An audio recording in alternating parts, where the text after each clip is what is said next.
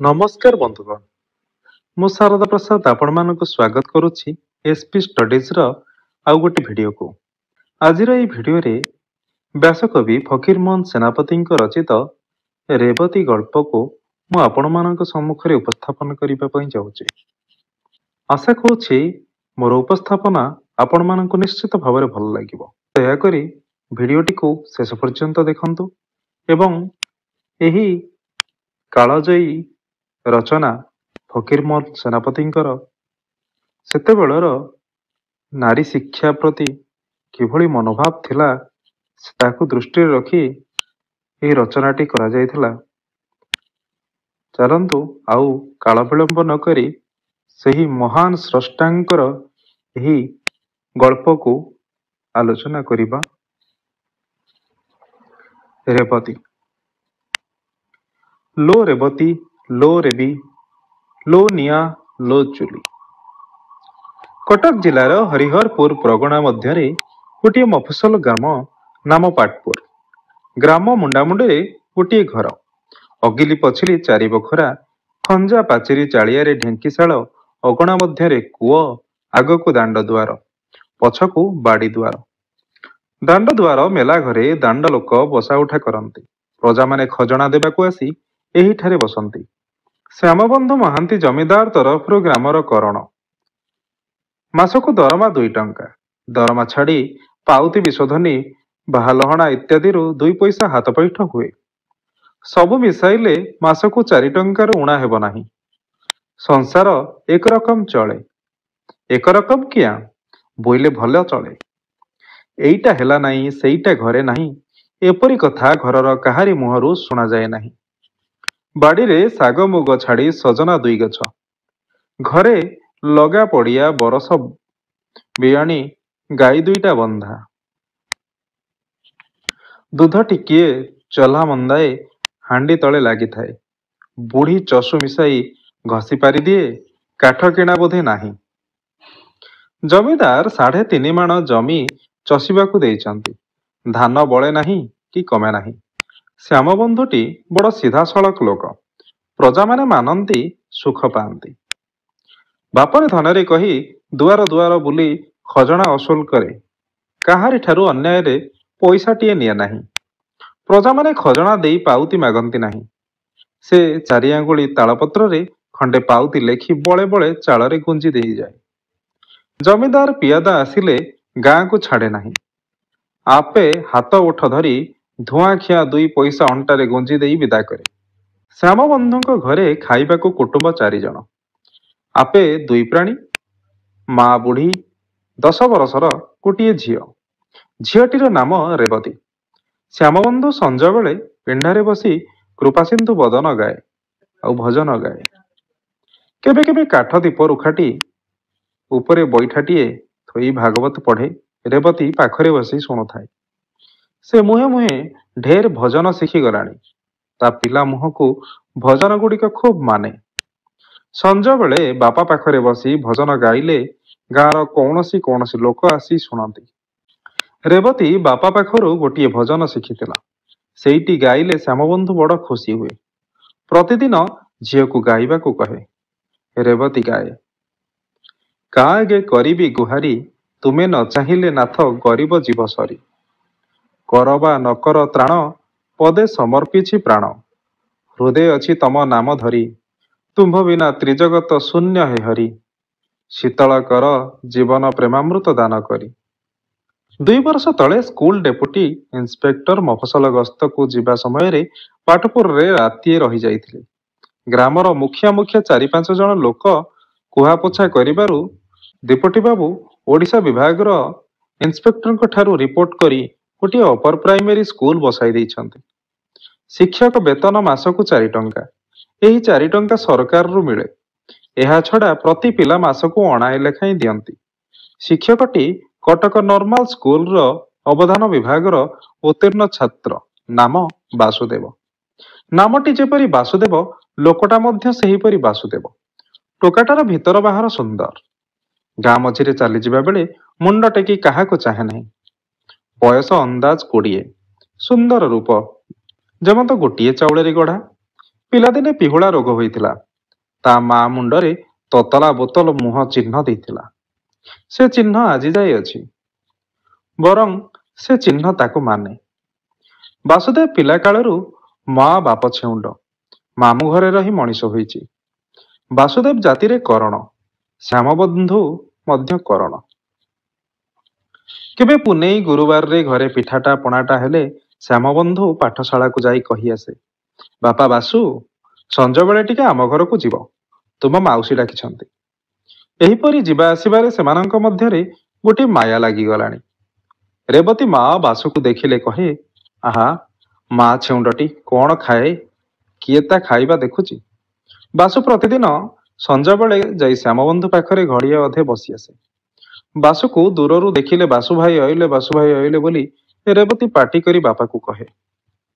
ରେବତୀ ସଞ୍ଜବେଳେ ବାପ ପାଖରେ ପଶି ପ୍ରତିଦିନ ପଠିତ ପୁରୁଣା ଭଜନ ଗୁଡ଼ିକ ବାସୁକୁ ଶୁଣାଏ। ବାସୁକୁ ସେହି ଗୀତ ନୂଆ ନୂଆ ପରି ଲାଗେ। ଦିନେ ଏକଥା ସେ କଥା ପଡ଼ୁ ପଡ଼ୁ ଶ୍ୟାମବନ୍ଧୁକୁ ଶୁଣିଲେ, କଟକରେ ଗୋଟିଏ ଝିଅ ସ୍କୁଲ ଅଛି। ସେଠାରେ ଝିଅମାନେ ପଢ଼ନ୍ତି, ଲୁଗାସିଆଁ ଶିଖନ୍ତି। ସେହିଦିନଠାରୁ ରେବତୀକୁ ପାଠ ପଢ଼ାଇବାକୁ ଶ୍ୟାମବନ୍ଧୁର ମନ ହେଲା ଏବଂ ଆପଣା ମନର କଥା ବାସୁଦେବକୁ କହିଲା। ବାସୁ ଶ୍ୟାମବନ୍ଧୁଙ୍କୁ ପିତୃତୁଲ୍ୟ ମାନେ। କହିଲା, ଆଜ୍ଞା, ମୁଁ ସେହି କଥାଟା କହିବି ହେଉଥିଲି। ଦୁଇ ଜଣଙ୍କ ପରାମର୍ଶରେ ରେବତୀକୁ ପାଠ ପଢ଼ାଇବାର ସ୍ଥିର ହେଲା। ରେବତୀ ପାଖରେ ବସି ଶୁଣୁଥିଲା। ଦୁଇ ଚିଲାରେ ଘର ଭିତରକୁ ଯାଇ ମାଆକୁ ଆଉ ଜେଜିକୁ ମୁଁ ପାଠ ପଢ଼ିବି ଖବର ଦେଲା। ମା କହିଲେ, ହଉ ହଉ ପଢ଼ିବୁ। ଜେଜି କହିଲେ, ପାଠ କ'ଣ ଲୋ, ମାଇକିନିଆ ଝିଅଟା, ପାଠ କ'ଣ? ରନ୍ଧାବଢ଼ା ଶିଖ, ପିଠାପଣା କରିବାକୁ ଶିଖ, ଝୋଟି ଦିଆ ଶିଖ, ଦିହ ମୁହାଁ ଶିଖ, ପାଠ କ'ଣ? ରାତିରେ ଶ୍ୟାମବନ୍ଧୁ ପିଣ୍ଡାରେ ଖଣ୍ଡେ ଆମ୍ବକାଠ ପିଢ଼ା ଉପରେ ବସି ଭାତ ଖାଉଛନ୍ତି। ରେବତୀ ସାଙ୍ଗରେ ବସି ଖାଉଛି। ବୁଢ଼ୀ ଆଗରେ ବସି ଭାତ ପୁଞ୍ଜାଇ ଆଣ, ଡାଲି ପାଣି ଟିକିଏ ପକେଇ ଯା, ଲୁଣ ଟିକିଏ ଦେ, ଇତ୍ୟାଦି କଥା ବୋହୂ ପ୍ରତି ଆଦେଶ କରୁଛନ୍ତି। କଥାରେ କଥାରେ ବୁଢ଼ୀ କହି ବସିଲେ, ହଁ ରେ ଶ୍ୟାମ, ରେବି ପାଠ ପଢ଼ିବ। ପାଠ କ'ଣ ରେ? ତିରିଲା ଝିଅର ପାଠ ପଢ଼ା କ'ଣ? ଶ୍ୟାମବନ୍ଧୁ କହିଲେ, ହେଉ, କହୁଛି ତ ପଢ଼ୁ। ଝଙ୍କଡ଼ ପଟ୍ଟନାୟକ ଘର ଝିଅମାନେ ଯେ ଭାଗବତ ବୋଲି ପାରନ୍ତି, ବୈଦେହୀଶ ବିଳାସ ଛାନ୍ଦ ଗାଆନ୍ତି।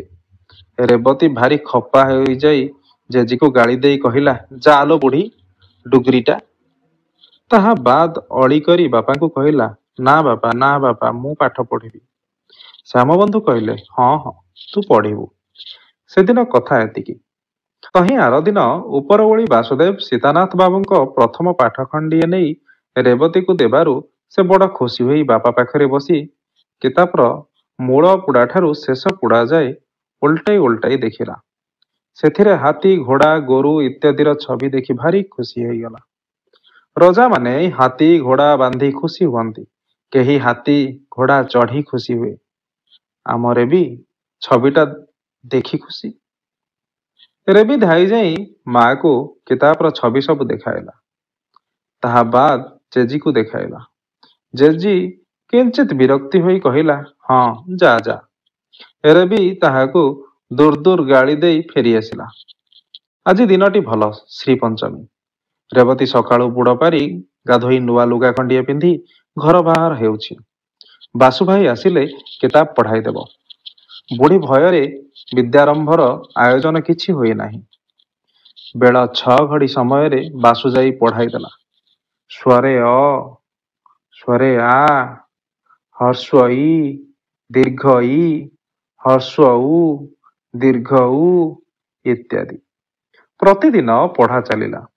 ପ୍ରତିଦିନ ସଞ୍ଜବେଳେ ବାସୁ ଯାଇ ପଢ଼େଇ ଦିଏ। 2 ବର୍ଷ ମଧ୍ୟରେ ରେବତୀ ଢେର ପଢ଼ିଗଲାଣି। ମଧୁରାଓଙ୍କ ଛାନ୍ଦମାଳା ପଢ଼ିଯିବା ବେଳେ ତୁଣ୍ଡରେ ବାଟୁଳି ବାଜେ ନାହିଁ।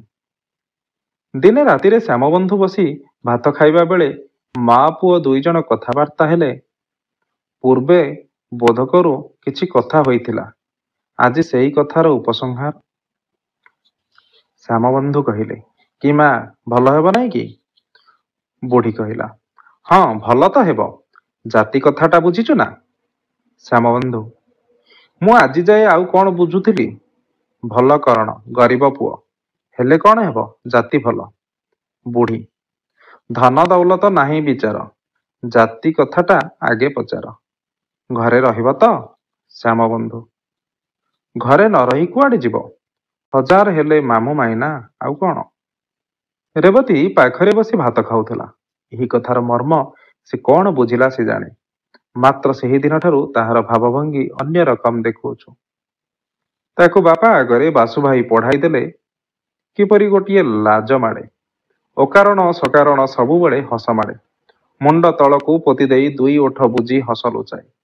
ଏଣିକି ବାସୁ ପଢ଼ାଇ ଦେଲେ କେତେବେଳେ ତୁନି ତୁନି ପଢ଼େ, କେତେବେଳେ ଖାଲି ହୁଁ ହୁଁ କରେ। ପଢ଼ା ସରିଲେ ପାଟି ବୁଜି ହସି ହସି ଘରକୁ ପଳେଇଯାଏ। ପ୍ରତିଦିନ ସଞ୍ଜବେଳେ ଦାଣ୍ଡ ଦୁଆର କବାଟକୁ ଧରି କାହାକୁ ଚାହିଁଥାଏ। ବାସୁ ଆସିଲେ ଘରକୁ ପଳାଏ। ପାଞ୍ଚ ଡାକରେ ବାହାରେ ନାହିଁ। ଏଣିକି ରେବତୀ ଦାଣ୍ଡକୁ କେବେ ବାହାରିଲେ ବୁଢ଼ୀ ଖପା ହୁଏ।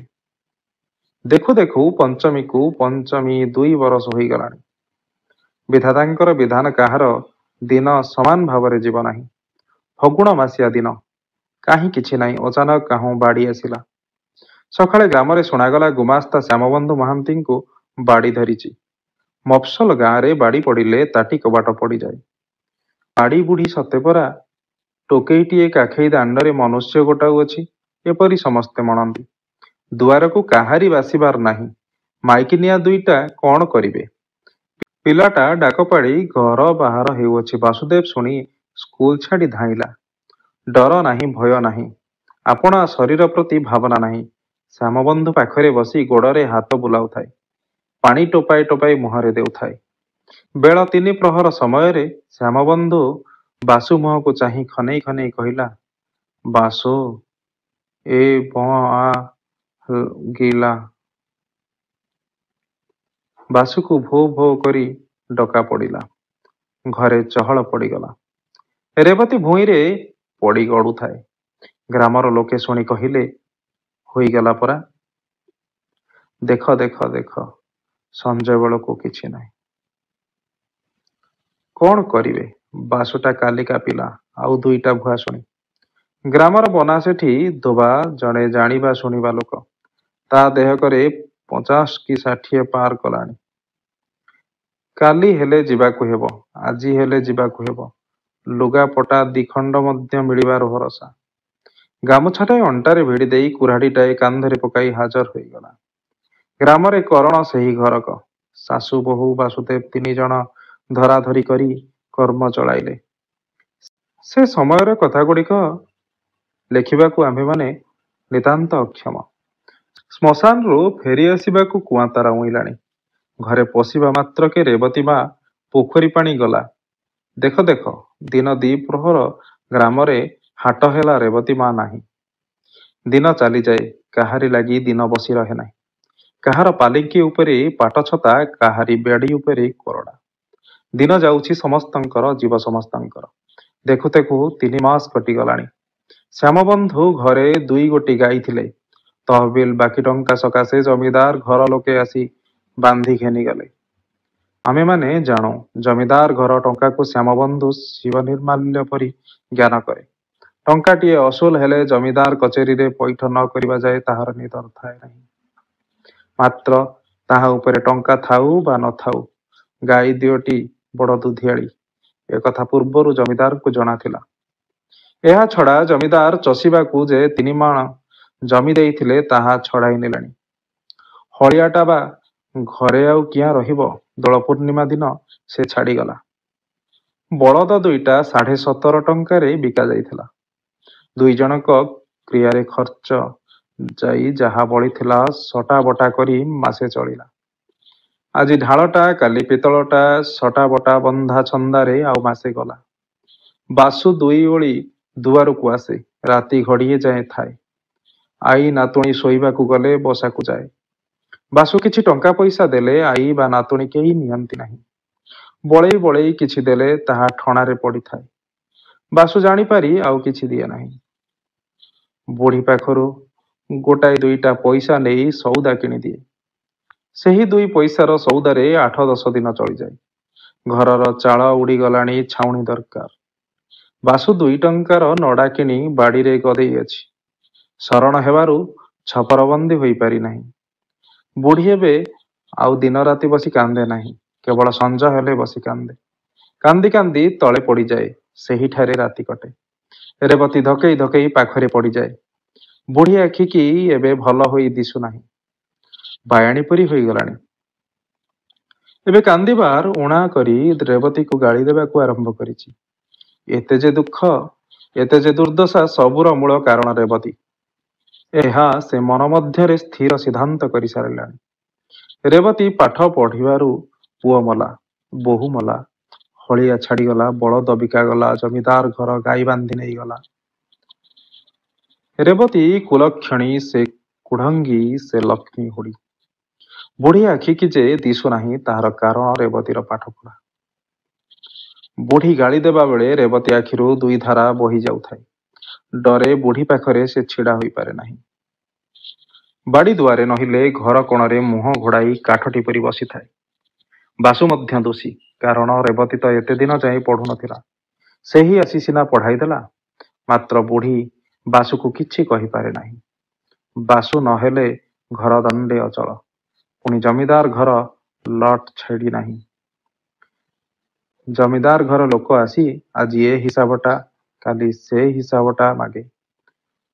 ବାସୁ ନହେଲେ ପାଞ୍ଜି ବିଡ଼ାରୁ ପଢ଼ି ପତର କାଢ଼ିଦେବ କିଏ? ତଥାପି ବାସୁ ନଥିଲା ବେଳେ ସେ ସହଜ କଥାରେ କେବେ କେବେ ଆପଣା ମନ୍ତବ୍ୟ ପ୍ରକାଶ କରିଥାଏ। ଏ ରେବତୀ ଆଉ ଏଣିକି ପିଲା ନୁହେଁ। ତାହା ପାଟି ଆଉ କେହି ଶୁଣି ନାହିଁ। ବାପ ମା ଗଲା ଦିନୁ ତାକୁ ଦାଣ୍ଡ ଦୁଆରେ ଆଉ କେହି ଦେଖି ନାହିଁ। କେତେ ଦିନ ଯାଏ ଭୋ ଭୋ କରି ଡକା ପଡ଼ୁଥିଲା, ଏବେ ଆଉ ପାଟି କରି କାନ୍ଦେ ନାହିଁ। ମାତ୍ର ଦିବାରାତ୍ର ଆଉ ଆଖିରୁ ପାଣି ଶୁଖିବାକୁ ନାହିଁ। ତାହାର କ୍ଷୁଦ୍ର ପ୍ରାଣ ତହିଁରୁ ଅତି କ୍ଷୁଦ୍ର ମନଟି ଏକାବେଳରେ ଭାଙ୍ଗି ଯାଇଅଛି। ତା ପକ୍ଷରେ ବର୍ତ୍ତମାନ ଦିନ ରାତି ସମାନ। ସୂର୍ଯ୍ୟରେ ଆଲୁଅ ନାହିଁ, ରାତିରେ ଅନ୍ଧାର ନାହିଁ, ସମସ୍ତ ଜଗତ ଶୂନ୍ୟ। କେବଳ ପିତାମାତାଙ୍କ ମୂର୍ତ୍ତି ହୃଦୟ ପୂର୍ଣ୍ଣ କରିଅଛି। ମା ଏହିଠାରେ ବସି ଅଛନ୍ତି, ବାପା ଚାଲି ଯାଉଛନ୍ତି।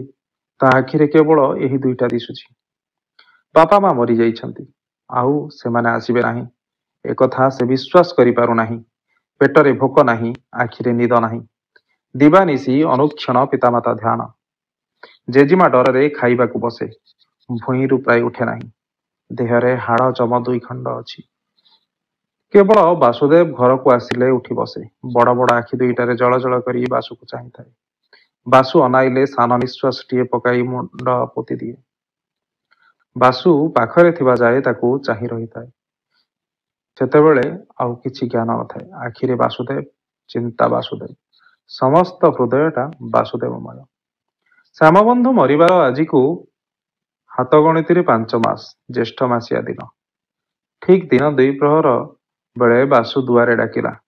ଏତେବେଳେ ସେ କୌଣସି ଦିନ ଆସେ ନାହିଁ। ବୁଢ଼ୀ କୁନ୍ଥେଇ କୁନ୍ଥେଇ ଯାଇ ଦୁଆର ଫିଟାଇ ଦେଲା। ବାସୁ କହିଲା, ଜେଜିମା। ବାସୁ ବୁଢ଼ୀକୁ ଜେଜିମା ବୋଲି ବରାବର ଡାକେ। ବାସୁ କହିଲା, ଜେଜିମା, ଡେପୁଟି ଇନ୍ସପେକ୍ଟର ହରିହରପୁର ଥାନାରେ ବସି ପାଠଶାଳା ପିଲାମାନଙ୍କୁ ପାଠ ପଚାରିବେ। ସବୁ ସ୍କୁଲର ପିଲାମାନେ ଯିବେ। ମୋ ପାଖକୁ ଚିଠି ଆସିଛି। ମୁଁ ପିଲାମାନଙ୍କୁ ନେଇ କାଲି ସକାଳେ ଯିବି। 5 ଦିନ ଲାଗିବ। ରେବତୀ କବାଟ କୋଣରେ ଛିଡ଼ା ହୋଇ ଶୁଣୁଥିଲା। ଲଥ୍ କରି ବସି ପଡ଼ିଲା। ଭାଗ୍ୟେ କବାଟ ଧରିଥିଲା, ନଚେତ୍ ବୋଧହୁଏ ପଡ଼ିଯାଇଥାନ୍ତା। ବାସୁ 5 ଦିନ ସକାଶେ ଚାଉଳ, ଲୁଣ, ତେଲ, ବାଇଗଣ କିଣି ଆଣି ଅଗଣାରେ ଥୋଇଦେଇ ବୁଢ଼ୀକୁ ଜୁହାରଟାଏ ହୋଇ ଶନିବାର ମୁହଁ ସଞ୍ଜବେଳେ ବାହାରିଲା। ବୁଢ଼ୀ କହିଲା, ବାପା, ଖରାରେ ବୁଲିବୁ ନାହିଁ, ଦେହ ପାହାକୁ ଚାହିଁବୁ, ବେଳରେ 2ଟା ମୁହଁରେ ଦେବୁ। ଏହା କହି ନିଶ୍ୱାସଟାଏ ପକାଇଲା। ରେବତୀ ଏକଧ୍ୟାନରେ ବାସୁକୁ ଚାହିଁଥାଏ। ଆଜିକା ଚାହାଣୀ ଅନ୍ୟ ରକମ। ଆଗେ ବାସୁ ଚାହିଁଲେ ମୁଣ୍ଡ ତଳକୁ ପୋତି ଦେଉଥିଲା। ଆଜି ସେ ଭାବ ନାହିଁ। ଏକଧ୍ୟାନରେ ବାସୁକୁ ଚାହିଁ ରହିଛି। ବାସୁର ମଧ୍ୟ ଆଜି ଆଗକା ଚାହାଣୀ ନୁହେଁ। ଆଗେ ବାସୁର ଯେମନ୍ତ ଖୁବ୍ ଇଚ୍ଛା ରେବତୀକୁ ଭଲ କରି ଦେଖିବ, କିନ୍ତୁ ଅନାଇ ପାରେ ନାହିଁ। ଆଜି ଚାରିଚକ୍ଷୁର ମିଳନ। ଆଖି ଫେରାଇବାକୁ କାହାରି ଆୟତ୍ତ ନାହିଁ। ବାସୁ ଚାଲିଗଲାଣି। ଆଉ ଦିନ ନାହିଁ। ଘର ବାହାର ଅନ୍ଧାର ପୂରିଗଲାଣି। ରେବତୀ ଯେପରି ଚାହିଁଥିଲା ସେହିପରି ଚାହିଁଛି। ବୁଢ଼ୀ ଡାକିବାରୁ ତାହାର ଚେତନା ହେଲା। ଘର ବାହାର ସମସ୍ତ ଅନ୍ଧକାରମୟ। ରେବତୀ ବସି ଦିନ ଗଣୁଛି। ଆଜି 6 ଦିନ। ବାପା ମା ଗଲା ଦିନୁ ଦାଣ୍ଡ ଦୁଆରେ ଦେଖିନଥିଲା। ଆଜି ସକାଳୁ ଦାଣ୍ଡ ଦୁଆର ଆଗରେ 2 ଥର ମୁହଁ ମାରିଗଲାଣି। ବେଳ ଅନ୍ଦାଜ 6 ଘଡ଼ି। ହରିହରପୁରରୁ ସ୍କୁଲ ପିଲାମାନେ ଫେରି ଆସିବା ମାତ୍ରେ ଲୋକେ ବୋଲାବୋଲି ହେଲେ। ହରିହରପୁରରୁ ଫେରି ଆସିବା ସମୟରେ ଗୋପାଳପୁରର ବରଗଛ ମୂଳରେ ପଣ୍ଡିତଙ୍କୁ ବାଡ଼ି ଧଇଲା। 4 ଥର ପୋଖରୀ ପାଣି ହେଲା। ଅଧରାତି ବେଳେ ଚାଲିଗଲେ। ଗ୍ରାମ ଲୋକମାନେ ହାୟ ହାୟ କଲେ। ପୁଅ ଝିଅ ମା ମାଇକିନିଆମାନେ ପାଟି କରି କାନ୍ଦି ପକାଇଲେ। କେହି କହିଲା ଆହା କି ରୂପରେ, କେହି କହିଲା କି ଧୀରରେ, କେହି କହିଲା ଦାଣ୍ଡରେ ଚାଲି ଯାଉଥିବ ଯେ ମାଛି ଟିକେ ମର କହିବ ନାହିଁ। ରେବତୀ ଶୁଣିଲା, ବୁଢ଼ୀ ଶୁଣିଲା। ବୁଢ଼ୀ କାନ୍ଦି କାନ୍ଦି ତା କଣ୍ଠ ରୁନ୍ଧି ହୋଇଗଲା। ଆଉ କାନ୍ଦି ପାରିଲା ନାହିଁ। ଶେଷରେ ଉଠି କହିଲା, ଆହା ବାପ, ବିଦେଶକୁ ଆସି ଆପଣା ବୁଦ୍ଧିରେ ପ୍ରାଣ ହରାଇଲୁ ରେ। ଅର୍ଥାତ୍ ସେ ଦୁର୍ବୁଦ୍ଧି କରି ରେବତୀକୁ ପାଠ ପଢ଼ାଇବାରୁ ମରିଗଲା, ନଚେତ୍ କେବେ ମରି ନଥାନ୍ତା। ଶୁଣିଲା ବେଳୁ ରେବତୀ ଘରେ ଯାଇ ପଡ଼ିଛି। ସ୍ୱର ଶବ୍ଦ ନାହିଁ। ସେ ଦିନଟା ଗଲା। ତହିଁଆର ଦିନ ସକାଳେ ବୁଢ଼ୀ ରେବତୀକୁ ପାଖରେ ନ ଦେଖି ପାଟି କରି ଡାକିଲା, ଲୋ ରେବତୀ, ଲୋ ରେବି, ଲୋ ନିଆଁ, ଲୋ ଚୁଲି। ବୁଢ଼ୀ ବାୟାଣୀ ପରି ହୋଇଗଲାଣି। କାନ୍ଦ ବୋବାଳି ନାହିଁ, କେବଳ ରାଗରେ ରେବତୀକୁ ଗାଳି। ପଡ଼ିଶା ଲୋକେ, ଦାଣ୍ଡ ଗଲା ଲୋକେ ଯେତେବେଳେ ଇଚ୍ଛା ସେତେବେଳେ ଶୁଣୁଛନ୍ତି, ଲୋ ରେବତୀ, ଲୋ ରେବି, ଲୋ ନିଆଁ, ଲୋ ଚୁଲି। ବୁଢ଼ୀ ଆଖିକି ଦିଶୁନାହିଁ। ଅଣ୍ଡାଳି ଅଣ୍ଡାଳି ଯାଇ ରେବତୀକୁ ପାଇଲା। ଡାକିଲା, ଜବାବ ନ ପାଇ ତା ଦେହରେ ହାତ ବୁଲେଇ ଦେଖିଲା, ଭାରି ଜ୍ୱର। ଦେହରୁ ନିଆଁ ବାହାରୁଛି। ଜ୍ଞାନ ନାହିଁ। ବୁଢ଼ୀ ଢେର ବେଳ ଯାଏ ବସି କ'ଣ ପାଞ୍ଚିଲା। କ'ଣ କରିବ, କାହାକୁ ଡାକିବ, ମନ ମଧ୍ୟରେ ଜଗତ୍ ସଂସାର ଖୋଜିଲା। ପାଖରେ କାହାକୁ ଦେଖିଲା ନାହିଁ। କିଛି ସ୍ଥିର କରି ନ ପାରି ଖପା ହୋଇ କହିଲା, ଯାହା ଆପଣା କିଆ, ତହିଁକି ଇଲାଜ କିଆ। ଅର୍ଥାତ୍ ତୁ ପାଠ ପଢ଼ିବାରୁ ଜ୍ୱର ହେଲା, ମୁଁ କ'ଣ କରିବି। ଦିନେ ଗଲା, 2 ଦିନ ଗଲା, 3 ଦିନ ଗଲା, 4 ଦିନ ଗଲା, 5 ଦିନ ମଧ୍ୟ ଗଲା। ରେବତୀ ମାଟିରେ ଲାଗି ଯାଇ ପଡ଼ିଅଛି। ଆଖି ଫିଟାଉ ନାହିଁ, ଡାକିଲେ ଉତ୍ତର ନାହିଁ, ମୁଁ ଚୁଁ ହେବାକୁ ମଧ୍ୟ ନାହିଁ। ଆଜି 6 ଦିନ। ରେବତୀ ସକାଳୁ 2-4 ଥର ପାଟି କଲାଣି। ବୁଢ଼ୀ ପାଟି ଶୁଣି ପାଖକୁ ଗଲା। ଦେହରେ ହାତ ବୁଲାଇ ଦେଖିଲା, ଗୋଡ଼ ହାତ ଶୀତଳ। ଡାକିଲେ ହୁଁ ହୁଁ ଜବାବ ଦେଲା। କଟମଟ କରି ମୁହଁକୁ ଚାହୁଁଛି। କିଛି ନ ପଚାରିଲେ ମଧ୍ୟ କେତେ କଥା କହି ପକାଉଛି। କୌଣସି କବିରାଜ ଦେଖିଲେ ତୃଷ୍ଣାଦାହ ପ୍ରଳାପଶ୍ଚ ଇତ୍ୟାଦି ଶ୍ଲୋକ ପଢ଼ି କହନ୍ତେ ଶନିପାତସ୍ୟ ଲକ୍ଷଣମ୍। ମାତ୍ର ବୁଢ଼ୀ କିଛି ଖୁସି ହେଲା। ଦେହରେ ତାତି ନାହିଁ। କଥା କହୁ ନଥିଲା। ପାଟି ଫିଟାଇଲାଣି। ଚାହୁଁ ନଥିଲା। ଆଖି ଫିଟାଇଲାଣି। ପାଣି ପିଇବାକୁ ମାଗିଲାଣି। 6 ଦିନ ହେଲା ଜିଭରେ ପାଣି ଟୋପାଏ ବାଜି ନାହିଁ। 4ଟା ପଥି ପେଟରେ ପଡ଼ିଲେ ଝିଅଟା ଉଠି ବସିବ। ତୁ ଶୋଇଥା, ମୁଁ 4ଟା ପଥି ରାନ୍ଧି ଆଣେ। ଏହା କହି ବୁଢ଼ୀ ବାହାରକୁ ବାହାରି ଆସିଲା। ପଥି ରାନ୍ଧିବ କ'ଣ? ଘରେ ପାଛିଆ କୁଣ୍ଡେଇ ହାଣ୍ଡି ଆଟିକା ସବୁ ଖୋଜିଲା। ମୁଠାଏ ଚାଉଳ ନାହିଁ। ନିଶ୍ୱାସଟାଏ ପକାଇ ବସିଲା। ବାସୁ 5 ଦିନକୁ ଚାଉଳ ଡାଲି କିଣି ଦେଇ ଯାଇଥିଲା। ସେଥିରେ 10 ଦିନ କିଆଁ ଚଳିଗଲା। ବୁଢ଼ୀର ଦୃଷ୍ଟିଶକ୍ତି ଥିଲେ ବୁଝିପାରିଥାନ୍ତା। ବସି ବିଚାର କଲେ ବୁଦ୍ଧି ଦିଶେ। ଘରେ କଂସା ବାସନ କିଛି ନାହିଁ। ହାତରେ ଗୋଟିଏ କଣା ଢାଳ ପଡ଼ିଲା। ସେଇଟା ଧରି ହରିସା ଦୋକାନକୁ ବାହାରିଲା। ହରିସା ଘର ଗ୍ରାମ ମଝିରେ, ତାହାର ରୀତିମତ ଦୋକାନ ନାହିଁ। ଚାଉଳ ଡାଲି ଲୁଣ ତେଲ ରଖିଥାଏ। କୌଣସି ଦିନ ବିଦେଶୀ ଲୋକ ପହଞ୍ଚିଗଲେ କିଣନ୍ତି। କେବେ ହେଲେ ଗ୍ରାମ ଲୋକଙ୍କର କିଛି ଦରକାର ହେଲେ କିଣନ୍ତି। ବୁଢ଼ୀ ଢାଳଟି ଧରି ହରିସା ଦୁଆରେ ପହଞ୍ଚିଲା। ହରିସା ବୁଢ଼ୀ ହାତରେ ଢାଳଟା ଦେଖି ହରିସା ବୁଢ଼ୀ ହାତରେ ଢାଳଟା ଦେଖି ଅର୍ଥଟା ବେଶ୍ ବୁଝିଗଲା। ବୁଢ଼ୀ ଆପଣାର ଅଭିପ୍ରାୟ ଜଣାଇବାରୁ ହରି ଢାଳଟା ହାତରେ ଧରି ଚାରିପାଖ ଦେଖି କହିଲା, ନାଇଁ ନାଇଁ, ମୋ ଘରେ ଚାଉଳ ନାହିଁ। ଆଉ ଏଇ କଣା ଢାଳଟା ରଖି କିଏ ଚାଉଳ ଦେବ? ହରି ଘରେ ଯେ ଚାଉଳ ନଥିଲା ତା ନୁହେଁ, ଦେବାକୁ ମଧ୍ୟ ଇଚ୍ଛା, ତେବେ ଶସ୍ତାରେ ନେବାର କଥା।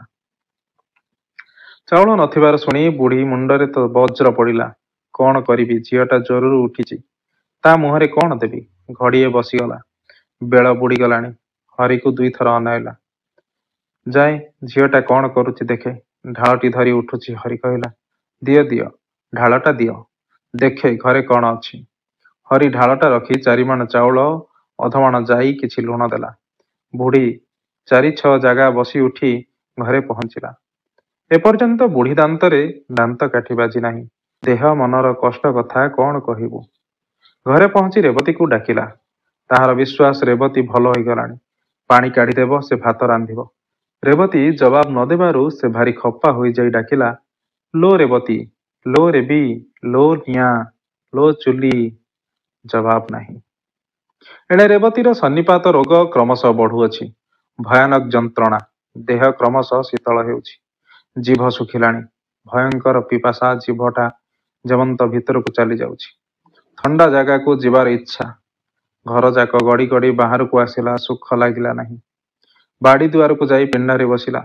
ଦିନ ଶେଷ ହୋଇ ଆସିଲାଣି। ଖୁବ୍ ପବନ ବହୁଅଛି। ବାଡ଼କୁ ଆଉଜି ବସିଲା। ବାଡ଼ିଯାକ ଅନାଇଲା। ବାପା ଗଲା ବର୍ଷ ଏହି କଦଳୀ ଗଛ ଲଗାଇଥିଲେ। ଭଣ୍ଡା ବାହାରିଲାଣି। 2 ବର୍ଷ ତଳେ ମା ଗୋଟିଏ ପିଜୁଳି ଗଛ ବାଡ଼ିରେ ରୋଇଥିଲେ। ରେବତୀ ଧାଇଁ ଧାଇଁ କୂଅରୁ ଢାଳେ ପାଣି ସେ ଗଛରେ ଦେଇଥିଲା। ସେ ଗଛ କେଡ଼େଟିଏ ହେଲାଣି, ଫୁଲ ଧରିଲାଣି। ସେ ଗଛ ଦେଖି ମା ମନରେ ପଡ଼ିଲେ। ବୁଦ୍ଧି ସ୍ଥିର ନାହିଁ, ମନ ଚଞ୍ଚଳ। ଲଗାଲଗି କିଛି କଥା ମନରେ ପଡ଼ୁନାହିଁ।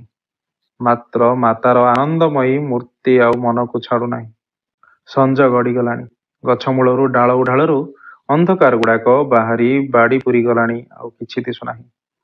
ଆକାଶକୁ ଚାହିଁଲା। ପହରକିଆ ତାରାଟିରୁ ଧକ୍ ଧକ୍ ହୋଇ କିରଣ ବାହାରୁଛି। ଏକ ଧ୍ୟାନରେ ରେବତୀ ସେହି ତାରାକୁ ଚାହୁଁଛି। ଆଖିରେ ଆଉ ପଲକ ପଡ଼ୁନାହିଁ। ତାରାର ଆକାର କ୍ରମଶଃ ବଢ଼ିଯାଇଛି। ଚକ୍ର ପରି ଆକାର ହୋଇଗଲାଣି। ଆହୁରି ବୃଦ୍ଧି, କ୍ରମଶଃ ବୃଦ୍ଧି, କ୍ରମଶଃ ଉଜ୍ଜ୍ୱଳ। ଆଃ, ଏ କି ମୂର୍ତ୍ତି ତାରା ମଧ୍ୟରେ! ଶାନ୍ତିଦାୟିନୀ, ପ୍ରେମମୟୀ, ଆନନ୍ଦମୟୀ ମାତାଙ୍କର ଅଭୟା ମୂର୍ତ୍ତି ବସି ସ୍ନେହରେ କୋଳକୁ ନେବା ସକାଶେ ଡାକୁଛନ୍ତି। ମା 2 ଗୋଟି କିରଣ ହସ୍ତ ବଢ଼ାଇ ଦେଲେ। ସେହି କିରଣ 2ଟି ଆସି 2 ଚକ୍ଷୁ ସ୍ପର୍ଶ କରି ହୃଦୟରେ ପ୍ରବେଶ କଲା। ସେହି ଅନ୍ଧକାର ମଧ୍ୟରେ ଆଉ କୌଣସି ଶବ୍ଦ ନାହିଁ, କେବଳ ନିଃଶ୍ୱାସ ଶବ୍ଦ। ସେ ଶବ୍ଦ କ୍ରମଶଃ ପ୍ରବଳ, ଖୁବ୍ ଦୀର୍ଘଶ୍ୱାସ। ଶେଷରେ ମା ମା 2 ଥର ଅସ୍ପଷ୍ଟ ଶବ୍ଦ ଶୁଭିଲା। ବାଡ଼ି ନିସ୍ତବ୍ଧ, ନୀରବ। ଏଣେ ବୁଢ଼ୀ ଘୁଷୁରି ଘୁଷୁରି ଯାଇ ରେବତୀ ଶୋଇବା ଜାଗା ଦେଖିଲା, କେହି ନାହିଁ। ଘରଯାକ, ବାହାର ଅଗଣା, ଢେଙ୍କି ତଳ, ଢେଙ୍କି ଲାଞ୍ଜି କାହିଁ ନାହିଁ। ମନେକଲା ଜ୍ୱର ଭଲ ହୋଇଗଲାଣି, ବାଡ଼ିରେ ବୁଲୁଥିବ। ସେହି ଡାକ, ଲୋ ରେବତୀ, ଲୋ ରେବି, ଲୋ ନିଆଁ, ଲୋ ଚୁଲି। ବାଡ଼ି ଦୁଆରକୁ ଗଲା। ଅଣ୍ଡାଳି ଅଣ୍ଡାଳି ପିଣ୍ଡାକୁ ଉଠିଲା। ପିଣ୍ଡାଟା ଭୂମିଠାରୁ 2 ହାତ ଉଚ୍ଚ, ହାତେ ଚଉଡ଼ା। ମଲା, ତୁ ଏଇଠି ବସିଛୁ? ଦେହରେ ହାତ ଦେଇ ବୁଢ଼ୀ ପ୍ରଥମେ ଚମକି ପଡ଼ିଲା। ଆଉ ଥରେ ଭଲ କରି ଗୋଡ଼ଠାରୁ ମୁଣ୍ଡ ଯାଏ ହାତ ବୁଲାଇଲା। ନାକରେ ହାତ ଦେଇ ଉତ୍କଟ ଶବ୍ଦ କଲା। ସଙ୍ଗେ ସଙ୍ଗେ ପିଣ୍ଡା ତଳେ ଦୁଲ୍ ଦାଲ୍ ଶବ୍ଦ। ଶ୍ୟାମବନ୍ଧୁ ମହାନ୍ତି ଘରର କୌଣସି ପ୍ରାଣୀକୁ ଜଗତରେ ଆଉ କେହି ଦେଖି ନାହାନ୍ତି। ପଡ଼ୋଶୀମାନେ ରାତି ପହରକ ସମୟରେ ଶେଷ ଶବ୍ଦ ଶୁଣିଥିଲେ। ଲୋ ରେବତୀ, ଲୋ ରେବି, ଲୋ ନିଆଁ, ଲୋ ଚୁଲି। ଶେଷ ପର୍ଯ୍ୟନ୍ତ ଭିଡ଼ିଓଟିକୁ ଦେଖିଥିବାରୁ ଅଶେଷ ଅଶେଷ ଧନ୍ୟବାଦ। ପ୍ଲିଜ୍ ଭିଡ଼ିଓଟିକୁ ଲାଇକ୍ କରନ୍ତୁ, କମେଣ୍ଟ କରନ୍ତୁ, ସେୟାର କରନ୍ତୁ। ଯଦି ମୋର ଏହି ଚ୍ୟାନେଲଟିକୁ ସବସ୍କ୍ରାଇବ୍ କରିନାହାନ୍ତି, ପ୍ଲିଜ୍ ଚ୍ୟାନେଲଟିକୁ ସବସ୍କ୍ରାଇବ୍ କରି ବେଲ୍ ଆଇକନ୍କୁ ଦବାନ୍ତୁ, ଯାହାଫଳରେ ମୋର ସମସ୍ତ ଭିଡ଼ିଓ ଆପଣମାନଙ୍କ ପାଖରେ ପ୍ରଥମେ ପହଞ୍ଚିବ। ଧନ୍ୟବାଦ।